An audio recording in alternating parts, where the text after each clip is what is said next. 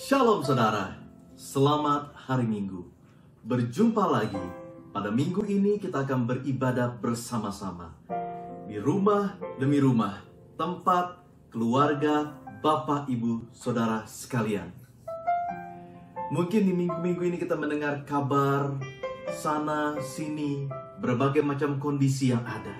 Tetapi pastikan bahwa hari ini engkau mendengar satu kabar dari surga. Kebenaran firman Tuhan yang membangkitkan iman kita, yang meneguhkan janji yang Dia berikan bagi setiap kita. Kesembuhan, kelepasan, persediaan yang Tuhan berikan untuk hidup kita, pertolongan dan perlindungannya. Firman Tuhan berkata dari Filipi 4 ayat 13, segala perkara dapat kutanggung di dalam Dia yang memberi kekuatan kepadaku. Siapkah kau menerima kekuatan yang baru, pengharapan yang baru? Mari bersama-sama dengan keluarga yang ada di rumah saudara, Bapak, Ibu sekalian masing-masing. Biar hadirat Tuhan memenuhi setiap kita, dan kita semua boleh menerima kebaikannya dan anugerahnya. Mari siapkan hati untuk kita boleh berdoa, memuji dan menyembah Tuhan. Dan sebelum kita mulai ibadah kita bersama-sama, saja kembali kita berdoa. Mari kita berdoa. Bapa di dalam surga, anugerah-Mu cukup buat kami. Pemeliharaan-Mu hari lepas hari tidak pernah berakhir. Kami boleh mendapatkan kebaikan Tuhan dan firman-Mu yang membangun kehidupan kami, meneguhkan kami. Dan kami mengucap syukur untuk hari ini, di mana kami boleh bersama-sama beribadah dengan orang-orang yang kami kasihi, orang-orang yang terdekat dalam hidup kami. Dan hadirat Tuhan, biarlah yang menjadi terutama, itu boleh hadir memenuhi setiap hidup kami semua. Kami siap memuji menyembah-Mu dengan hati yang penuh ucapan syukur. Kami berkata, terima kasih Tuhan Yesus. Semua yang percaya diberkati Tuhan, sama-sama katakan, amin. Tuhan Yesus memberkati.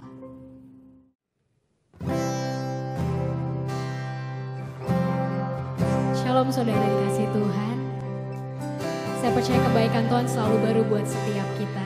Dan biarlah pagi hari ini kita mau sama-sama terus sembah Tuhan, mau rayakan kebaikan Tuhan dalam hidup kita. Terima kasih Tuhan Yesus.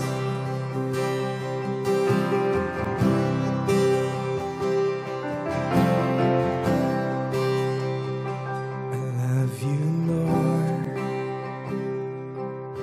Oh, your mercy never fails me. And all my days I've been held in your hand.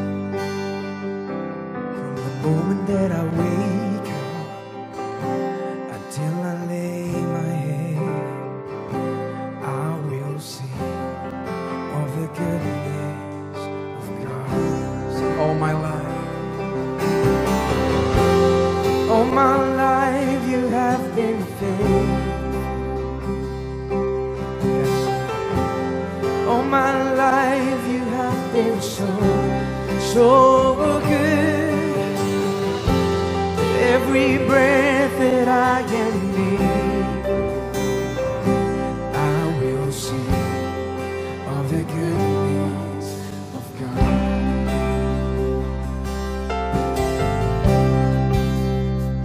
I love your voice.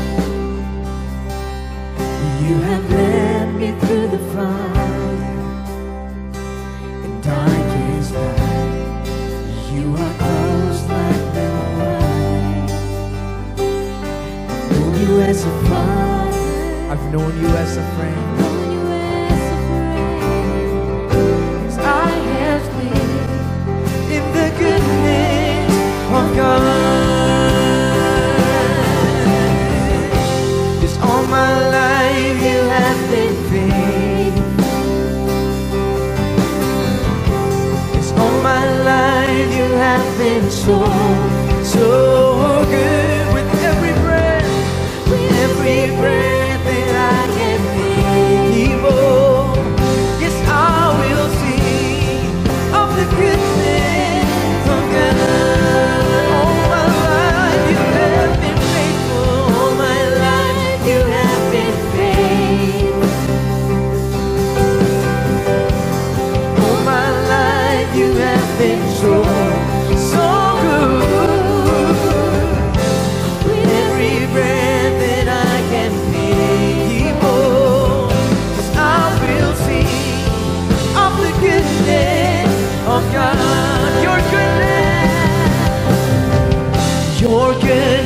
running after, it's running after me. Your goodness is running after, it's running after me. With my life laid down, I surrender all, I give you everything. Your goodness is running after, it's running after me. Your goodness is running after, it's running after. Sing it with me. Your goodness is running after, it's running after me. With my life laid down, I surrender all, I gave you everything. Your goodness is running after, it's running after me.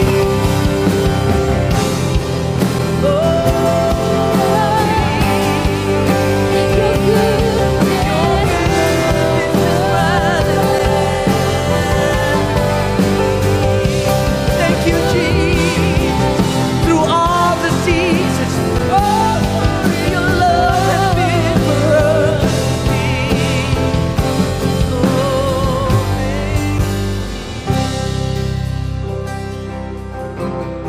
Thank you, Jesus. All my life you have been faithful. All my life you have been faithful. All my life you have been so good. With every breath that I am able, yes, I will sing of the goodness of God. Sing, all my life you have been faithful. All my life you have been faithful. Yes, all my life you have been so good. With every breath that I am able, yes, I will sing of the goodness of God. All my life you have been faithful. All my life you have been faithful. All my life you have been so good. With every breath that I am able, yes, I will sing of the goodness of God. Your goodness has been open. Your goodness is running after, it's running after me. Your goodness is running after, it's running after me. With my life laid down, surrender all, I give you everything. Your goodness is running after, it's running after. Your goodness is running after, it's running after me. Your goodness is running after. Kami menyerahkan sepenuhnya kepada tangan-Mu, Yesus. I surrender all, I give you everything. Your goodness is running after, it's running after me. Oh, Jesus. Thank you, Jesus. Terima kasih Tuhan Yesus. Kasih-Mu sungguh setia Tuhan. Bahkan di segala situasi, ajar kami terus mengucap syukur Tuhan. Kasih-Mu sungguh setia buat kami Tuhan Yesus. Thank you for your goodness, oh Lord Jesus. Thank you, Jesus. Kasih Tuhan Yesus. Kami terus bersyukur dalam hadirat-Mu Tuhan.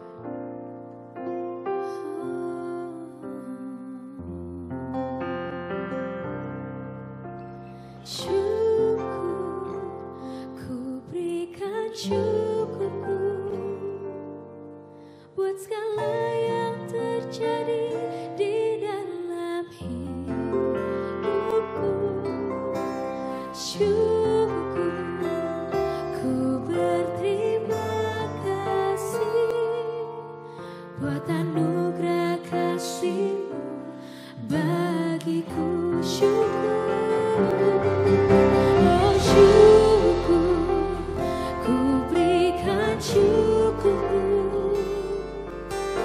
segala yang terjadi di dalam hidupku. Syukur, ku berterima kasih buat anugerah kasih-Mu bagiku. Mari naikkan pujian ini saudara. Syukur, syukur, ku berikan syukurku buat segala yang terjadi di dalam hidupku. Syukur, ku berterima kasih buat anugerah kasih-Mu bagi kami bersyukur Tuhan. Ku berikan syukurku buat segala yang terjadi di dalam hidupku.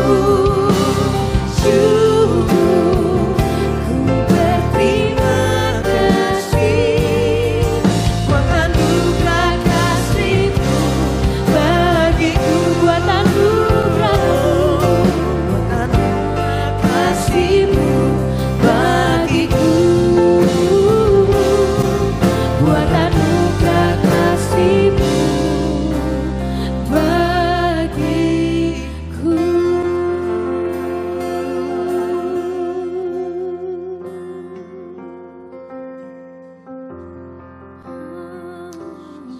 Thank you, Jesus.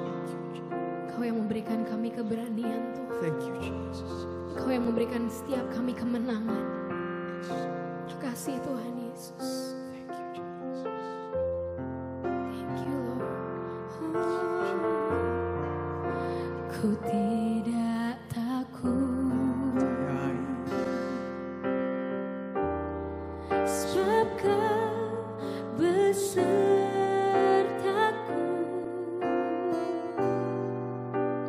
Ku tidak bimbang sebab Engkau Allahku. Engkau meneguhkanku, bahkan menolongku.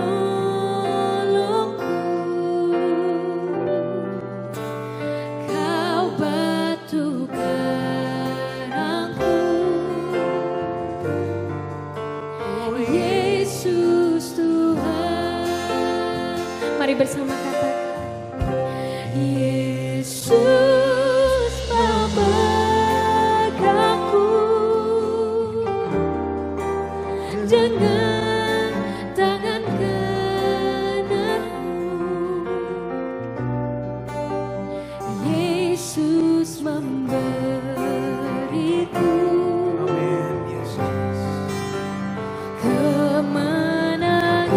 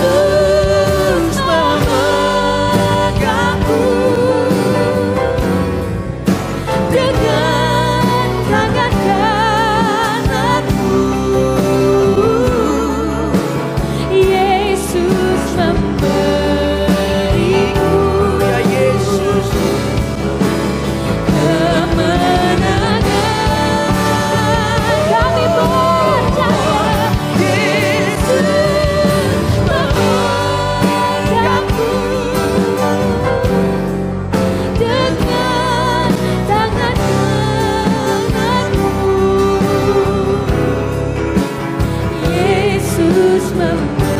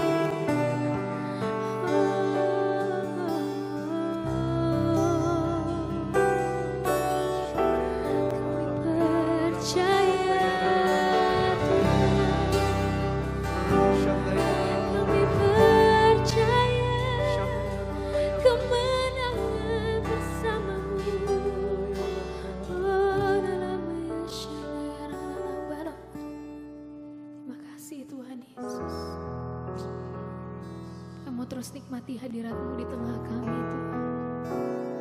Kau segalanya buat hidup kami.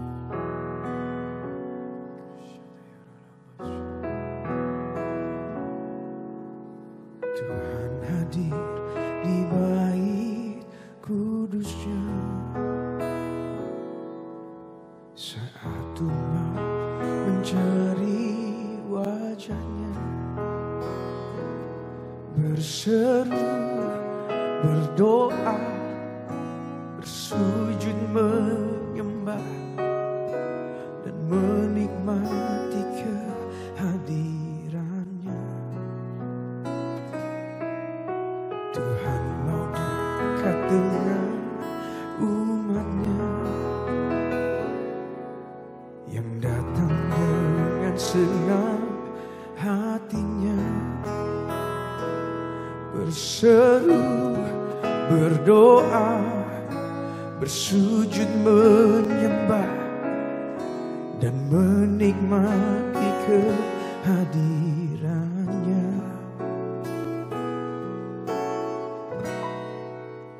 Oh, hadirat-Mu memenuhiku, hadirat kudus penuhi bait,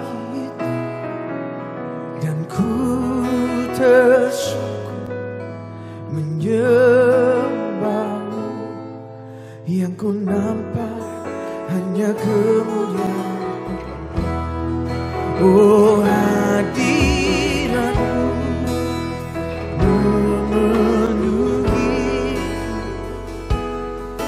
hadirat kudus penuhi bait, dan ku bersyukur menyembah-Mu. Yang ku nampak hanya kemuliaan. Ini kami Tuhan hadir di bait kudus-Nya saat umat mencari wajah-Nya, berseru, berdoa, bersujud menyembah dan menikmati kehadiran-Nya. Tuhan mau dekat dengan umat-Nya, datang dengan segenap hati kami, segenap hatinya. Ini seruan kami, berdoa, bersujud menyembah dan menikmati kehadiran-Nya. Oh, hadirat-Mu memenuhi kami, hadirat-Mu penuhi bait kami, bait-Mu tersyukur menyembah-Mu. Yang ku nampak hanya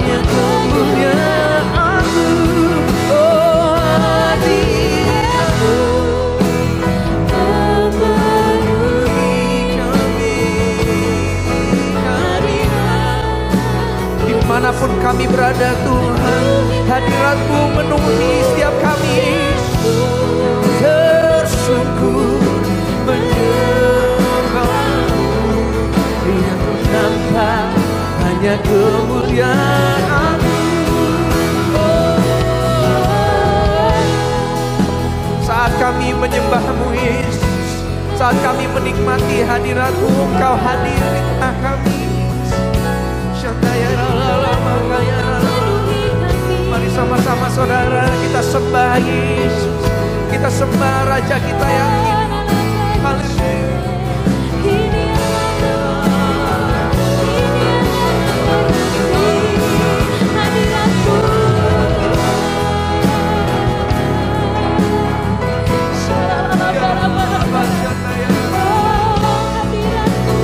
Kami angkat tangan kami menyembah-Mu Yesus.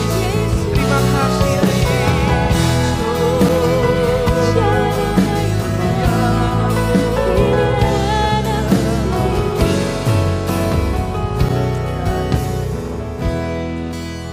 Oh hadirat-Mu memenuhi. Angkat suaramu saudara. Hadirat penuhi dan ku tersungguh menyembah-Mu, yang ku nampak hanya kehadirat-Mu Yesus. Hadirat-Mu memenuhi, hadirat kudus menuju bau dan ku tersungguh menyembah-Mu, yang ku nampak hanya kemuliaan-Mu. Oh dan ku tersungguh kami sembah, yang ku nampak hanya kemuliaan-Mu, dan ku tersungguh menyembah-Mu, yang ku nampak hanya kemuliaan-Mu.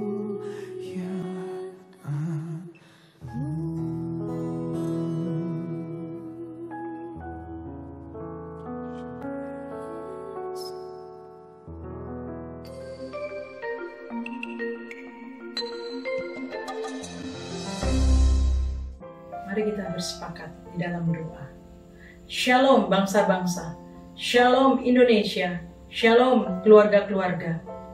Tuhan, kami datang kepadamu, merendahkan diri. Kami tahu Tuhan, Kau sedang memulihkan segala sesuatu melalui kondisi seperti ini. Kau memulihkan unity dalam keluarga, unity dalam gereja, bahkan unity dalam bangsa-bangsa. Roh Kudus yang dicurahkan di hari-hari ini Tuhan, membuat kami sadar insaf akan dosa. Kami haus akan kebenaran, dan kami tahu akan ada penghakiman Tuhan. Karena itu kami berdoa Tuhan supaya kami sebagai gereja secara khususnya mengambil posisi sebagai pendoa juga. Dan kami menjadi saksi Tuhan, supaya dunia tahu bagaimana membedakan yang orang beribadah kepada Allah dan yang tidak. Dan dunia tahu Tuhan bahwa Kau sedang menyiapkan kami semua untuk boleh menyambut kedatangan Kau yang kedua kali. Mari Tuhan, Kau pulihkan keadaan kami Tuhan. Kami berdoa supaya kami mengerti rencana Tuhan di hari-hari terakhir ini. Kami menyiapkan diri untuk suatu kegerakan, perubahan hidup, perubahan sikap hati. Dan kami disiapkan Tuhan untuk menyambut sebuah penuaian besar, penuaian yang terbesar dan yang terakhir ini. Dan kami semua terlibat di dalamnya Tuhan, menjadi bagian dalam pergerakan yang sedang Kau kerjakan. Terima kasih Tuhan, Kau berkati semua gereja, Kau berkati semua keluarga Tuhan. Di dalam nama Yesus kami percaya Tuhan, sesuatu yang baik akan terjadi. Haleluya, amin.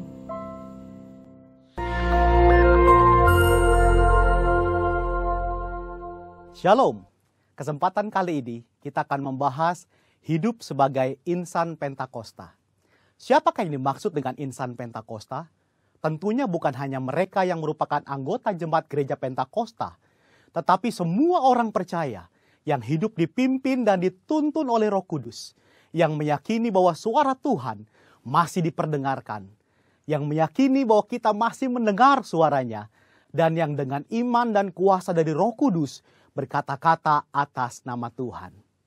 Dalam Injil Yohanes, Tuhan Yesus sangat menekankan kehidupan orang percaya yang dipimpin dan dituntun oleh Roh Kudus. Betapa Roh Kudus menempati peran yang sentral dan penting dalam kehidupan orang percaya. Kehidupan orang percaya sudah seharusnya adalah kehidupan yang dipimpin oleh Roh Kudus, bukan sekedar hikmat, kepintaran, kehebatan, dan kebijaksanaan kita sendiri. Kehidupan yang dipimpin oleh Roh Kudus dimulai ketika pencurahan Roh Kudus pada hari Pentakosta sebagaimana dicatat dalam Kisah Para Rasul.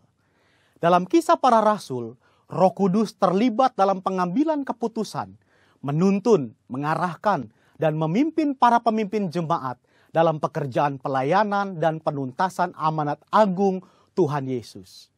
Kisah Para Rasul belum berhenti dan terus berlanjut sampai dengan era kita sekarang ini.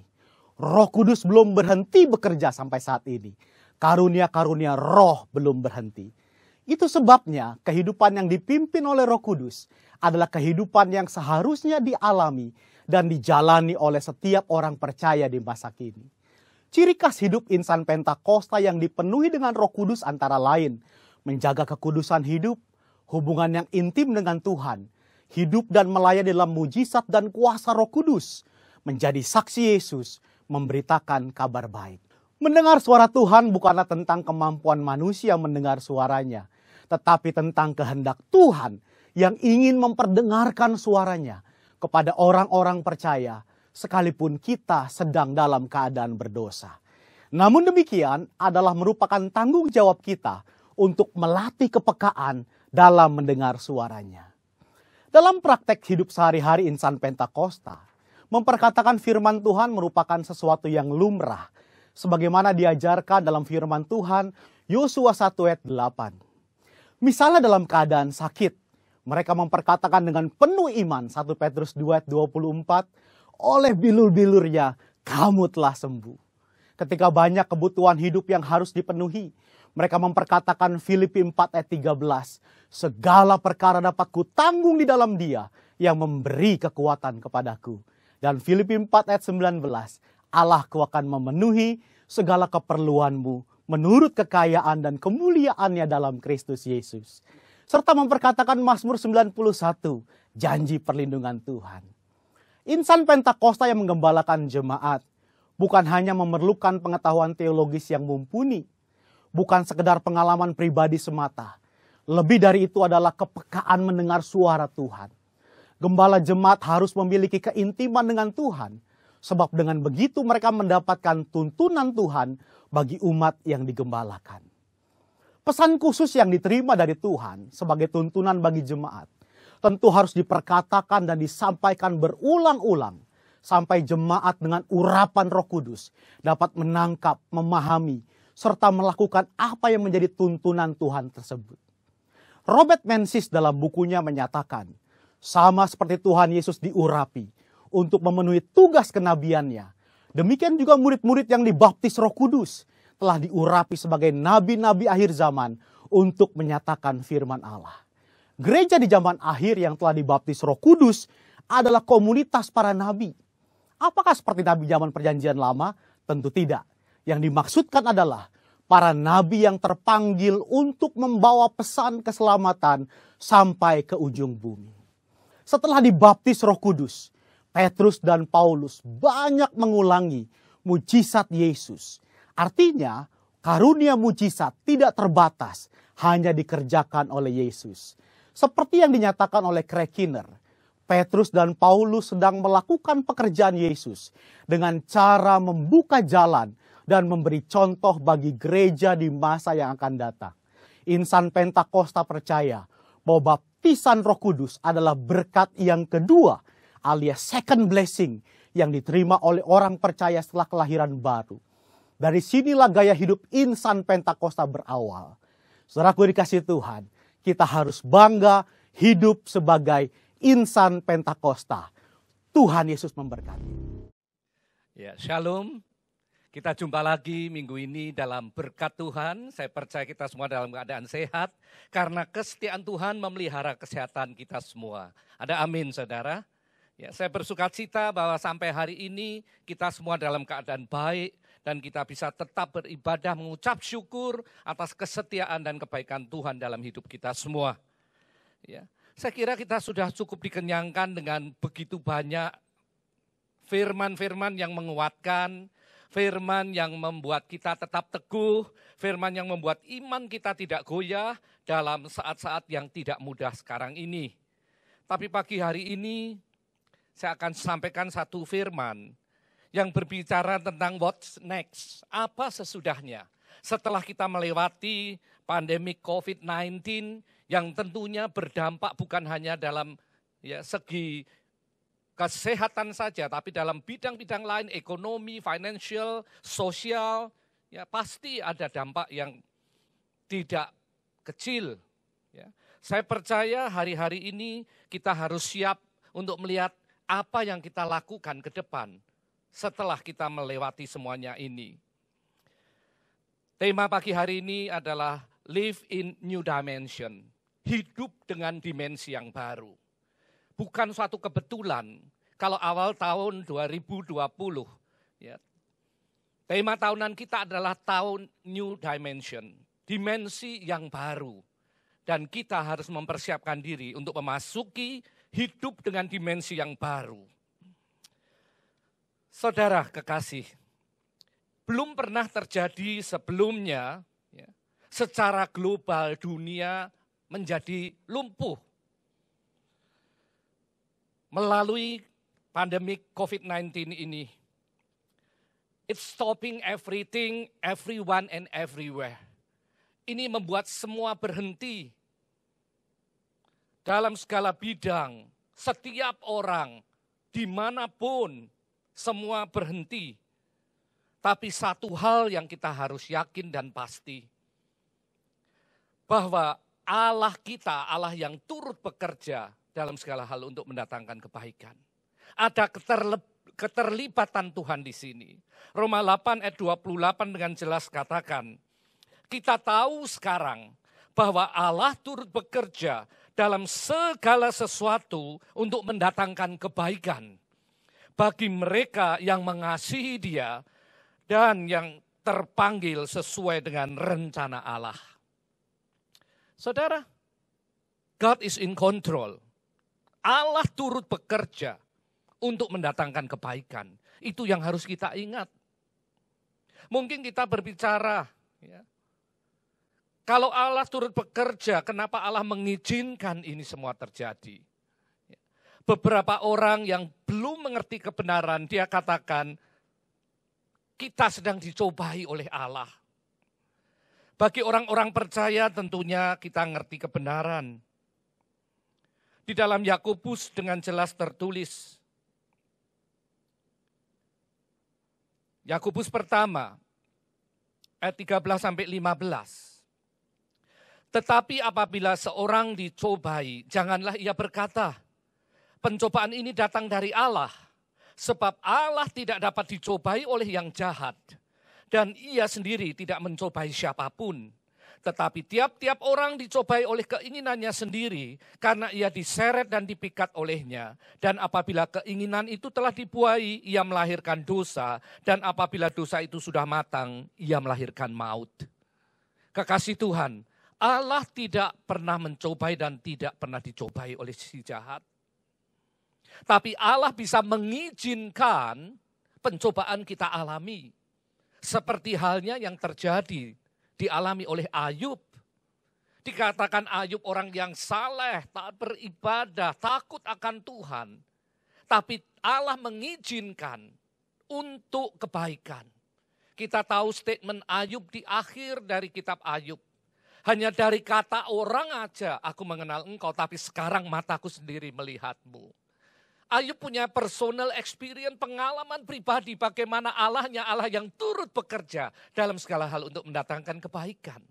Bukan hanya dari kata orang, tapi dia mempunyai pengalaman pribadi dengan Allahnya.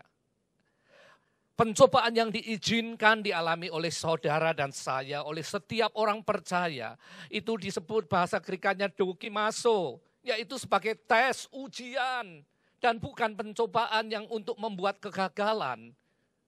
Peraso, to fail you, no. Yakinlah, setiap apapun yang Tuhan izinkan terjadi dalam hidup anak-anaknya, to make you stronger, better, untuk membuat engkau lebih kuat, lebih baik, dan bertumbuh. Mempunyai pengenalan pribadi akan Allahnya, Allah yang hidup. Saudara, satu hal yang pasti kita tetap mampu mengucap syukur dalam segala hal. Bahwa God is in control, Allah pegang kendali atas apapun yang terjadi hari ini. Beberapa orang mengatakan hari-hari ini kita mengalami seperti apa yang pernah dialami oleh Nuh dan keluarganya. Ketika air bah melanda seluruh bumi. Dan Nuh beserta keluarganya dimasukkan ke dalam bahtera. Nuh mendapat retreat pribadi. Kita semua sedang ikut dalam retreat pribadinya Allah.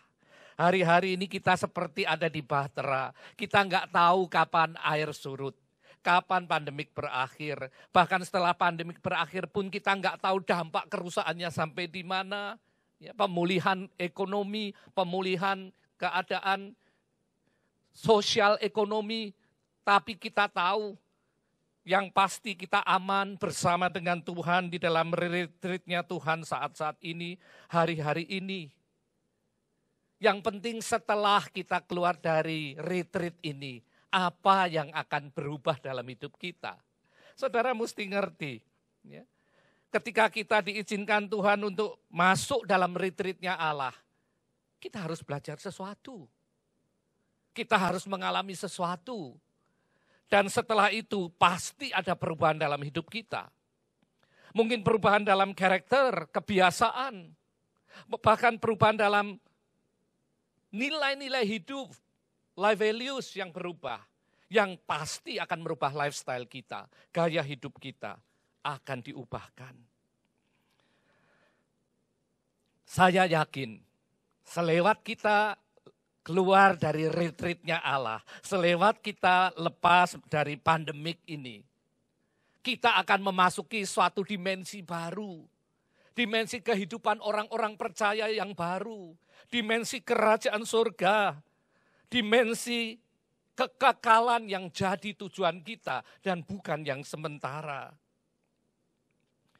Sebab kalau kita selepas dari retreat ini dan kita senantiasa berjalan dalam firman-Nya, kita berjalan dalam tuntunannya, saya yakin kita akan mencapai garis akhir dan masuk dalam kekekalan bersama Tuhan Yesus di rumah Bapa di surga. Saya akan bacakan dari 2 Tawarikh 7, ayat yang ke-13 sampai 17. Begini firman Tuhan. Bila mana aku menutup langit sehingga tidak ada hujan, dan bila mana aku menyuruh belalang memakan habis hasil bumi, dan bila mana aku melepaskan penyakit sampar di antara umatku. Ayat 14. Dan umatku yang atasnya namaku disebut, merendahkan diri, berdoa dan mencari wajahku, lalu berbalik dari jalan-jalannya yang jahat. Maka aku akan mendengar dari sorga dan mengampuni dosa mereka serta memulihkan negeri mereka. Ayat 15. Sekarang mataku terbuka dan telingaku menaruh perhatian kepada doa dari tempat ini.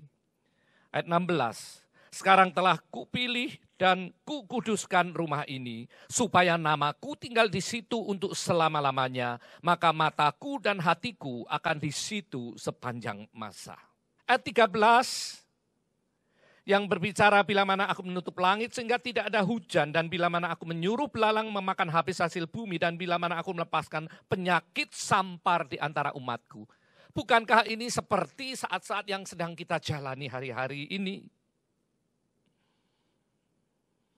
Melanda bukan hanya negara kita, tapi secara global. Seluruh penduduk bumi sedang gemetar, ketakutan.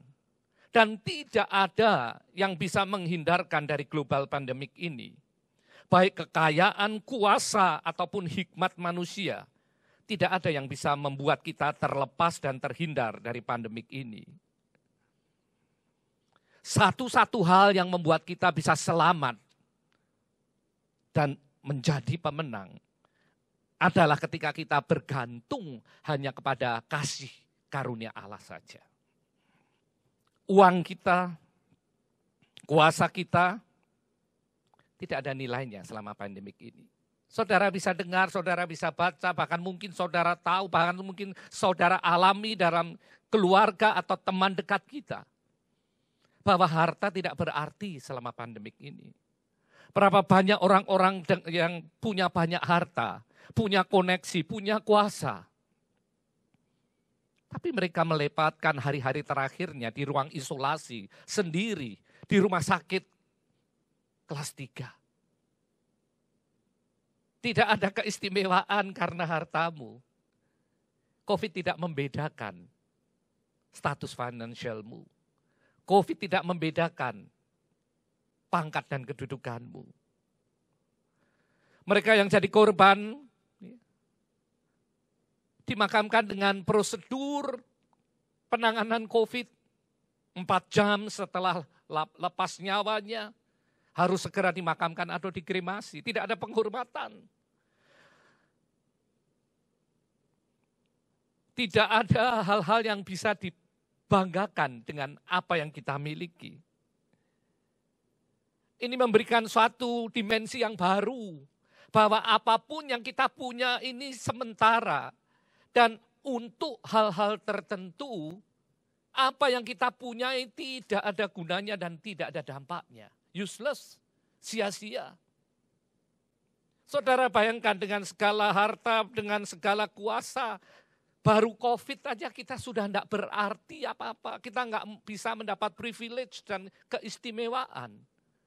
Saudara bayangkan kalau kita sudah koid alias meninggal. Yang kita punya semua nothing. Tidak ada gunanya. Ini memberikan kita satu dimensi baru setelah kita melewati semuanya ini. Bahwa cari harta yang kekal bukan yang sementara. Jangan mengejar harta duniawi, hidup di dunia kita ini sementara. Kita cuma transit di dunia untuk suatu perjalanan spiritual menuju kekekalan di rumah Tuhan yang baka. Matius 6 ayat 20 dengan jelas katakan, tapi kumpulkanlah bagimu harta di sorga. Ngengat dan karat tidak merusakkannya. Dan pencuri tidak membongkar serta mencurinya. Saudara, dimensi yang baru. Mengejar yang kekekalan bukan yang sementara. Hidup di dunia perlu ongkos saya tahu. Tapi jangan itu yang dikejar. Sebab kita tahu yang sementara tidak ada nilainya. Kumpulkan harta di sorga. Apakah harta di sorga? Harta di sorga adalah your good deeds, perbuatan baikmu, uluran tanganmu. Di dalam Matius 25 dikatakan ketika engkau memiutangi, ketika engkau memberikan tumpangan, ketika engkau memberi makan, memberi minum pada mereka yang membutuhkan, engkau sedang memiutangi Allah kita. Kumpulkan harta yang kekal. Saudara, dimensi yang pertama yang perlu kita dapat adalah sudut pandang terhadap harta duniawi, daya tarik dunia, kuasa yang sementara. Matius 6 ayat 22 dan 23 dengan jelas mengatakan, mata adalah pelita tubuh. Jika matamu baik, teranglah seluruh tubuhmu. Jika matamu jahat, gelaplah seluruh tubuhmu. Jadi jika terang yang ada padamu gelap, betapa gelapnya kegelapan itu. Memasuki kehidupan dengan dimensi yang baru, dimensi kerajaan surga, dimensi kekekalan dan bukan dimensi sementara. Milikilah sudut pandang, milikilah mata yang baik. Memandang apa yang Tuhan percayakan sebagai sarana kita hidup, sarana kita menginjil, sarana kita memberkati orang lain menjadi berkat untuk orang lain. Tapi bukan itu yang jadi tujuan utama. Mata yang baik. disebut Ain Tofah.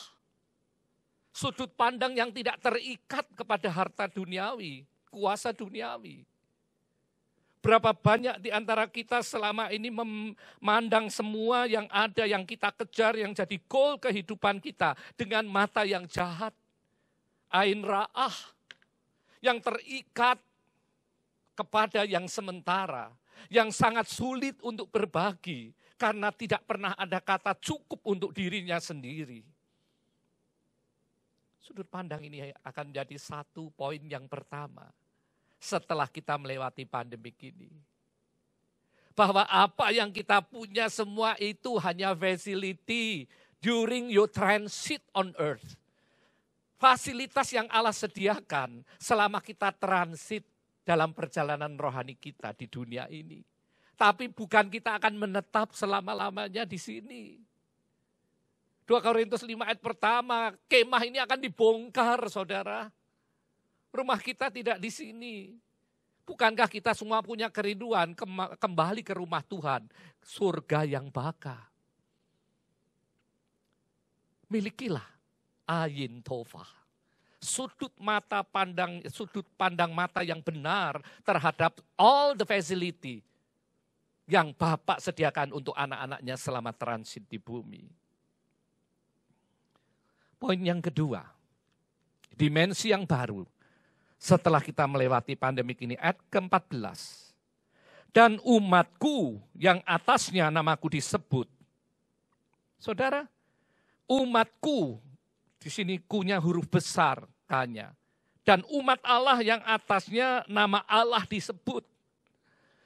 Di sini kembali, sadari eksistensimu.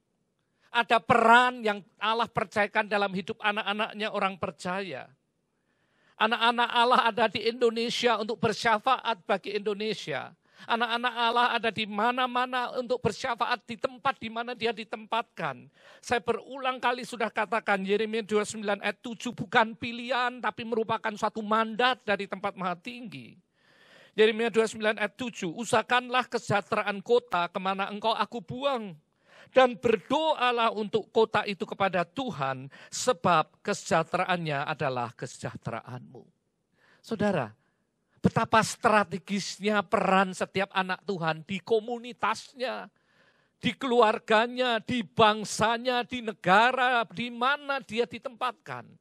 Mereka adalah pensyafaat, orang yang berdiri, berseru-seru pada Tuhan, menjadi perantara antara Tuhan dan manusia. Ini adalah bagian dari kita. Tugas dan mandat untuk setiap orang percaya. Kita mewakili bangsa dan negara. Kita tahu tidak semua bangsa di mana kita ditempatkan. Tidak semua keluarga di mana kita ditempatkan. Sudah memanggil nama Allah kita. Di sinilah kita akan bersyafaat, berdoa, berseru atas nama mereka yang belum mengenal, yang belum memperoleh kasih karunia. Dan kita berdoa kepada Tuhan, minta kemurahan Tuhan. Merendahkan diri, mencari wajah Tuhan. Berbalik dari jalannya yang jahat. Berdoa untuk total repentance, untuk pertobatan yang sejati, saudara. Sebab ketika itu semuanya terjadi, Allah akan mengampuni dosa mereka. Kita ada di dalam retreatnya Allah. Mari, selama retreat kita tetap berfungsi. Bahwa kita bukan hanya menghabiskan waktu dengan begitu banyak waktu luang bersantai. Tapi kita punya tugas, kita punya mandat yang selama ini sudah lama mungkin sebagian kita abaikan. Kita lupa bahwa kita ini adalah pensyafaat. Dimulai dari keluargamu, keluarga besarmu, komunitasmu, lingkungan di mana kita ditempatkan. Gereja, bangsa, negara. Saya percaya kita punya banyak waktu untuk merenungkan firman. Kita punya banyak waktu untuk bersyafaat. Beberapa sangat bete. Ya, saya terima begitu banyak WA yang katakan, aduh udah enggak tahan, bosen sekali. Saudara, saya katakan kamu bosen stay at home. Berapa banyak di luar sana orang-orang yang rindu bisa seperti kamu stay at home. Tinggal di rumah, aman, tidak khawatir, ada makanan cukup, masih ada hiburan melalui gadget. Berapa banyak orang-orang yang pengen bisa stay at home seperti kita. Tapi tidak bisa karena tuntutan untuk menghidupi keluarganya, mereka harus keluar. Mereka mesti ambil resiko. Atau mungkin kita berpikir, berapa banyak orang yang pengen bisa kembali stay at home di rumah dalam keadaan baik-baik dan aman. Karena saat ini mereka terbaring, berada di rumah sakit, di ruang perawatan, di ruang isolasi, sendiri, ketakutan, dan tidak ada jaminan bahwa mereka akan keluar dengan sehat. Betapa mereka rindu stay at home. Karena itu nikmati stay at home sebagai privilege yang Tuhan berikan. Bukan sebagai satu beban yang membosankan. Adalah suatu hal yang sangat luar biasa kalau kita bisa stay at home dalam keadaan baik dan sehat. Hari ini saya lihat Tuhan sedang mengajari kita anak-anaknya untuk hidup lebih sehat. Hampir 1 bulan. Biasanya dalam 1 bulan paling enggak saya 1-2 kali itu ngalami masuk angin, ngalami pilek, ngalami batuk, ngalami gangguan tenggorokan. Dengan stay at home itu tidak saya alami karena apa? Saya menjaga tubuh ini dengan baik. Makanan yang bergizi, nutrisi yang benar, istirahat cukup. Dan ingat, banyak baca firman itu membuat kita merasa aman dan imunitas kita jadi baik. Saudara, stay at home ternyata membawa begitu banyak hal. Ada satu gaya hidup yang sedang diperbaiki. Berapa banyak anak-anak Tuhan tidak bisa menjaga tubuh yang adalah bait Roh Kudus. Mengeksploitir, menggunakan berjam-jam di depan komputernya, di depan smartphone-nya, di depan laptopnya. Begadang sampai pagi, terikat. Sehingga kesehatan tubuhnya menurun. Bukankah dengan stay at home kita punya waktu istirahat cukup? Kita mengatur nutrisi kita. Tuhan sudah ngajarin, Allah kita itu Bapa. In detail dia akan ajarin kalau anaknya belum tahu cara hidup yang sehat. Cara menjaga tubuh yang adalah bait Roh Kudus dengan baik. Supaya awet bisa dipakai sebagai bait Roh Kudus. Saudara, ingat ayat yang 16. Maka aku akan mendengar dari surga mengampuni dosa mereka dan memulihkan negeri mereka. Saya yakin setelah kita melewati pandemik ini akan terjadi banyak pemulihan. Pemulihan pengenalan akan Allah yang hidup. Pemulihan hubungan keluarga. Pemulihan hubungan dengan sesama. Pemulihan tujuan hidup kita sesuai dengan rencana Allah. Bukan yang sementara, tapi kekekalan. Poin yang kedua, dimensi yang baru membuat kita mengalami begitu banyak perubahan dalam hidup kita. Sudut pandang yang diubahkan.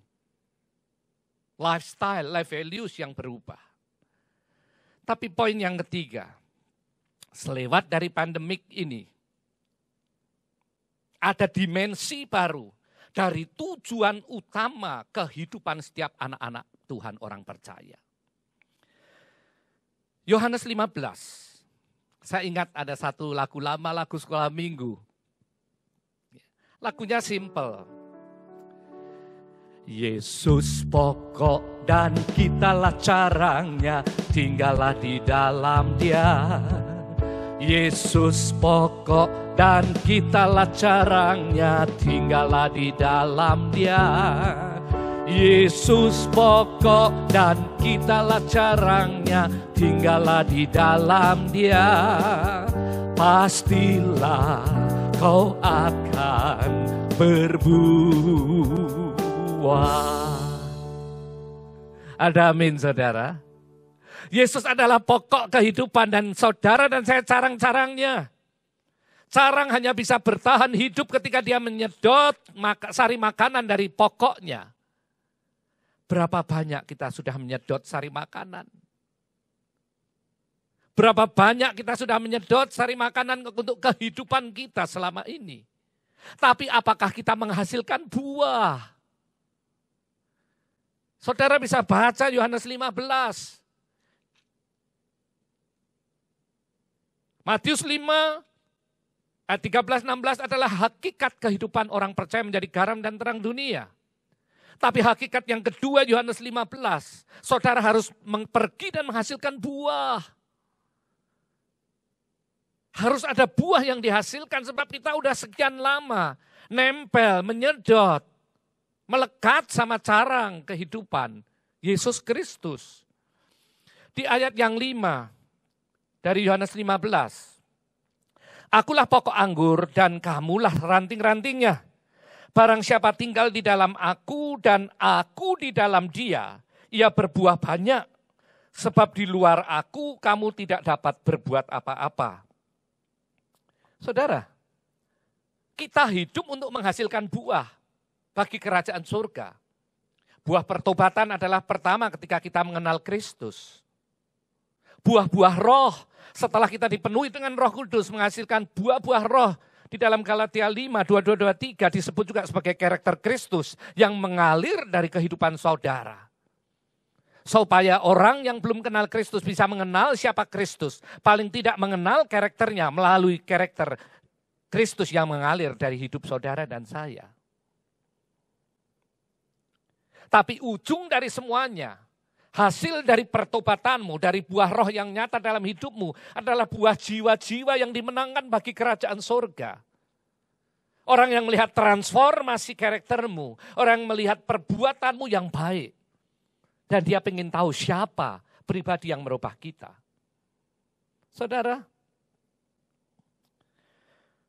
di ayatnya yang ke-16 dari Yohanes 15. Bukan kamu yang memilih aku, tetapi akulah yang memilih kamu. Dan aku telah menetapkan kamu supaya kamu pergi dan menghasilkan buah. Dan buahnya itu tetap.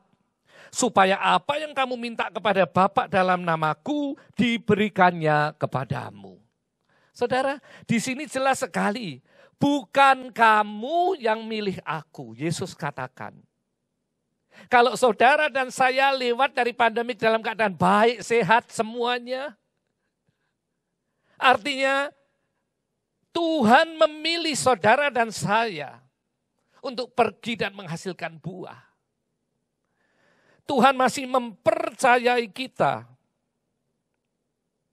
supaya kita pergi dan menghasilkan buah. Tuhan memilih saudara dan saya untuk menjadi rekan kerja kerajaan surga dalam penuaian jiwa-jiwa sebelum kedatangannya yang kedua kali. Dan Tuhan memilih saudara dan saya memperlengkapi dengan pencurahan Roh Kudus di era Pentakosta ketiga untuk memberdayakan saudara dan saya. Karena itu saya percaya setelah kita lewat dari pandemik yang baru ini bisa kita lewati. Ada satu pembaruan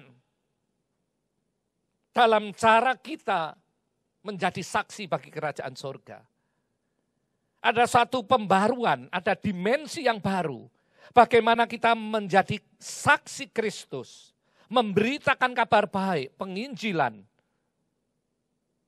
Bukan hanya melalui kata-kata, tapi melalui kehidupan kita yang diubahkan. Preach your life, mengkhotbahkan kehidupanmu yang diubahkan Tuhan selewat kita, lewat dari retreat-nya Tuhan secara pribadi ini. Sebab ketika kita bisa melewati pandemik ini berarti kita orang-orang yang dipilih, orang-orang yang dipercayai, orang-orang yang sudah diperlengkapi dari kuasa dari tempat maha tinggi.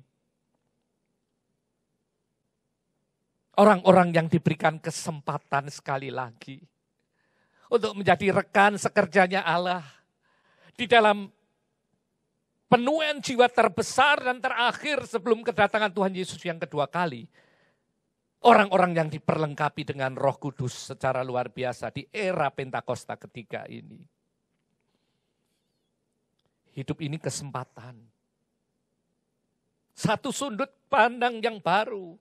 Bahwa hidup yang kita jalani adalah kesempatan. It's not the second chance. Bukan kesempatan kedua.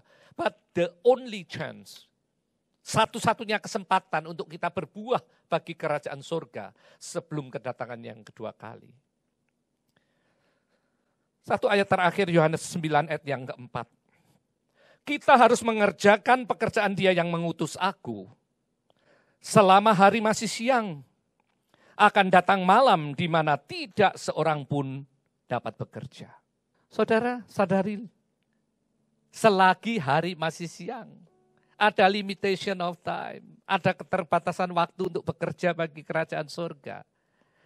Kalau saudara yakin dan tahu bahwa saudara adalah orang-orang yang dipilih, orang-orang yang diperlengkapi, orang-orang yang dipercayai, orang-orang yang diberi kesempatan kedua, kesempatan terakhir untuk bekerja bagi kerajaan surga. Sadari, ada keterbatasan waktu. Strategi iblis yang terakhir untuk membuat anak-anak Tuhan yang sudah dipilih, dipercayai, diperlengkapi, tidak berfungsi dan tidak berdaya guna adalah menunda. Penundaan. Itu yang membuat setiap anak Tuhan yang sudah dipilih, diperlengkapi, dipercayai, diberi kesempatan, menjadi mandul dan tidak menghasilkan buah bagi kerajaan surga. Jangan tunda lagi. Sadari bahwa hidup yang kita hidupi hari ini adalah kesempatan yang Tuhan berikan. Supaya kita bisa menghasilkan buah bagi kerajaan surga.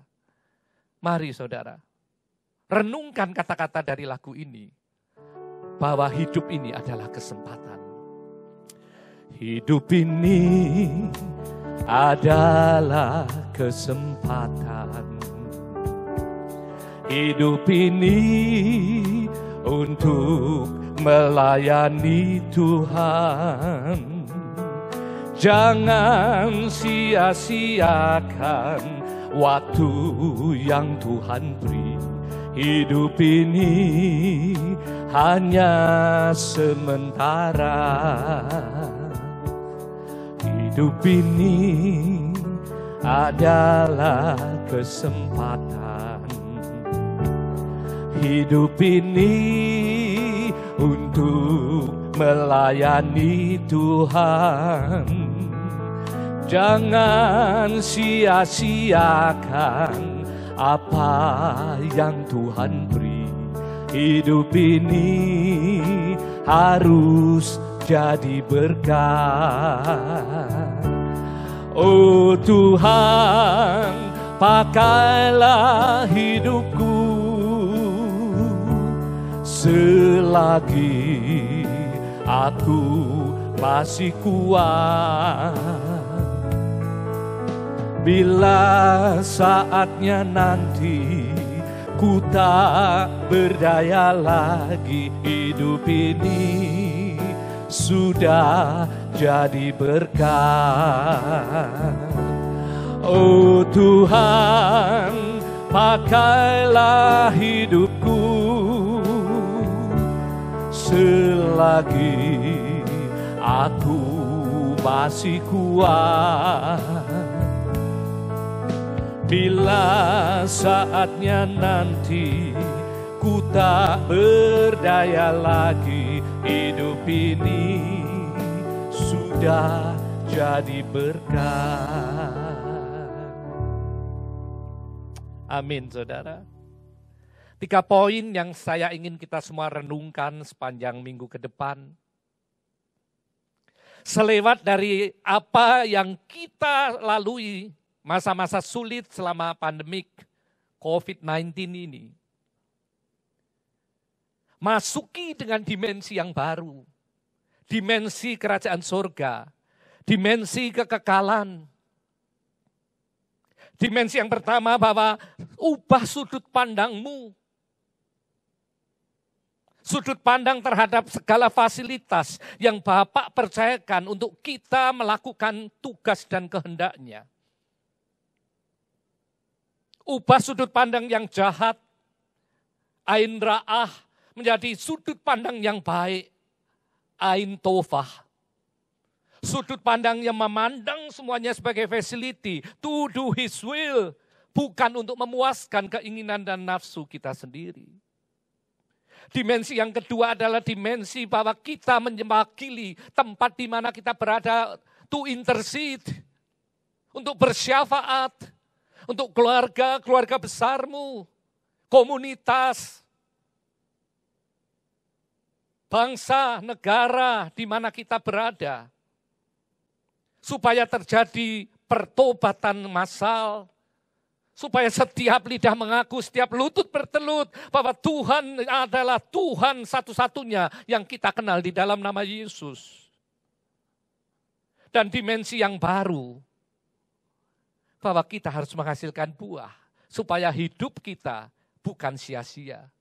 Keberadaan kita selama ada di bumi akan menghasilkan buah bagi kerajaan surga, yaitu jiwa-jiwa yang diselamatkan karena kabar baik, Injil keselamatan di dalam Kristus yang kita beritakan kepada orang di luar sana. Begitu banyak orang di luar sana yang tidak bisa membedakan antara tangan kiri dan tangan kanan. Mereka hidup dengan buta rohani. Dan bagian kita untuk memberitahukan mereka, untuk mengabarkan kepada mereka.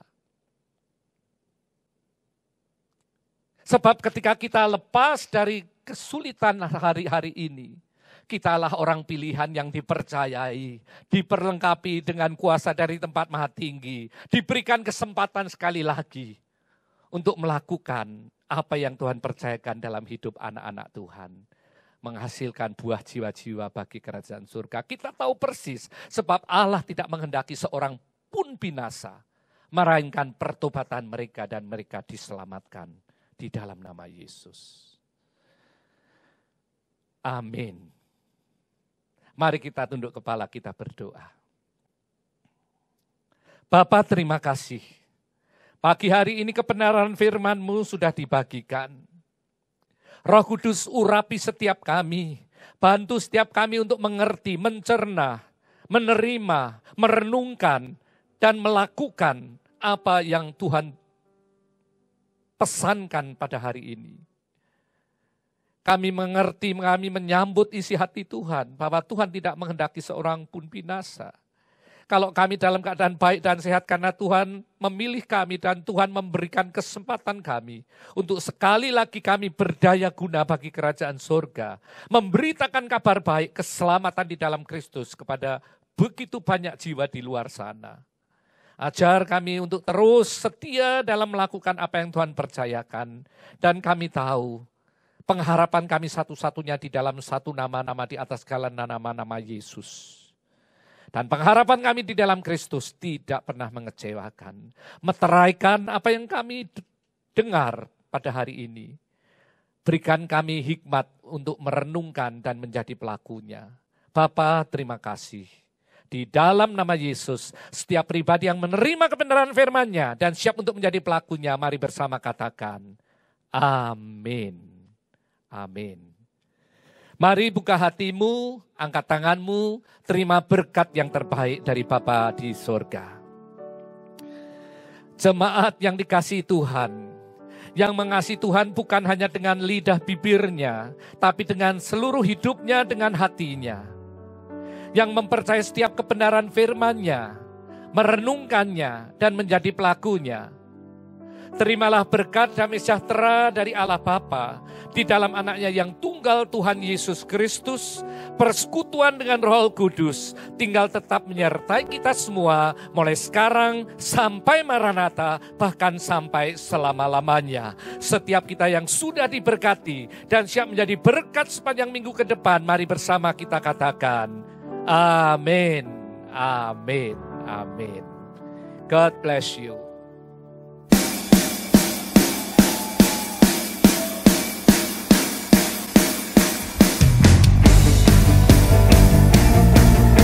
Saudara bangga punya Yesus yang hebat, amin.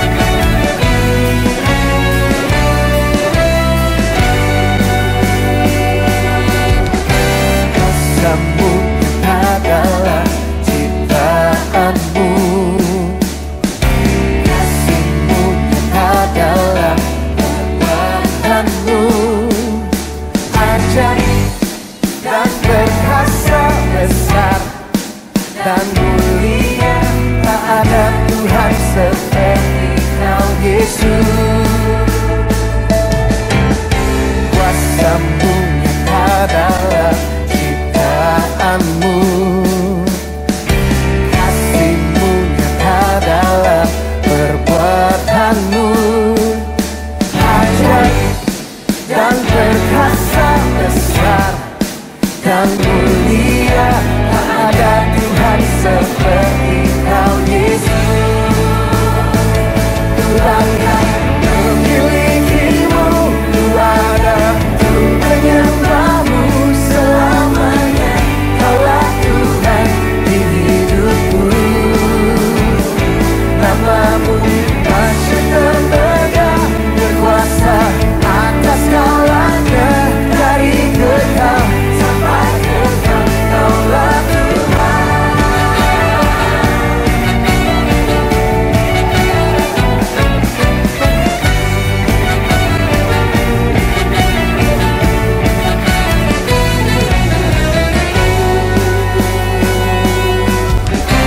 Kuasa-Mu nyata dalam ciptaanmu,